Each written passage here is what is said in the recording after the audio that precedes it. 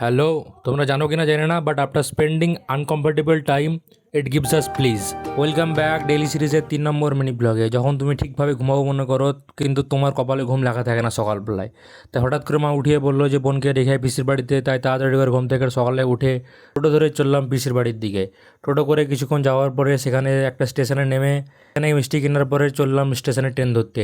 যেই চুল ঠিক করতে লেগেছি স্টেশনে ট্রেন চলে এলো। কিছুক্ষণ সময় অতিবাহিত করার পরে একটা নিয়মের উপরে আমার চোখ পড়লো যে ট্রেনের ছাদের উপরে চাপা বা সেখানে বসে থাকা আইনত অপরাধ। 1989 সালে রেলওয়ে অ্যাক্টের 156তম ধারায় এটাকে প্রথম অপরাধ বলে ঘোষণা করা হয়। তারপরে স্টেশনে নেমেই আমি সোজা চলে গেলাম পিসির বাড়ি। পিসির বাড়িতে গিয়ে দেখলাম জারিন মানে এই ছানাটাকে রেখে গেছে এবং পিসি স্কুল চলে গেছে। প্রথমত জারিন আমাকে দেখে প্রচুর কান্না করছিল, তারপরে একটু কমফোর্টেবল হয়ে আমাকে খাইয়ে দিতে লাগলো। দুপুরবেলায় খাওয়া দাওয়া করার পরে তাকে বাই বলে আমি বাড়ি চলে এলাম। পিসি এলো, পিসির সঙ্গে দেখা হলো। মিনিট সময় ছিল, 1 মিনিটের মধ্যে স্টেশনে চলে গেলাম এবং ট্রেন ধরে ট্রেনেই বসে পড়লাম এবং প্রচুর হাঁপসে গেছিলাম এবং তাই মুখ মুছতে লাগলাম তাড়াতাড়ি করে। চারিদিকে দেখলাম এত লোক বসে আছে, সিট পাবো কিনা জানি না, বাট লাকিলি একটু ঘোরাঘুরি করার পরে সিটটা পেয়ে গেলাম এবং সেখানে আধ ঘন্টা কাটানোর পরে আমি আমার স্টেশনে নামবো মনে করেছিলাম, সেখানে নেমে পড়লাম এবং সেখানে একটা বাস ধরে সোজা চলে গেলাম তেহাট্টিতে একটা লোক খুব ভালো ডিম ভেজিটেবল বানায়, যেটা খেতে খুব ভালো লাগে। তারপরে সেখানে টোটো ধরে যেতে যেতে নজর পড়লো একটা স্কুলের উপরে। লোকে বলছে নাকি স্কুল, যেটার নাম হচ্ছে নালন্দা স্কুল।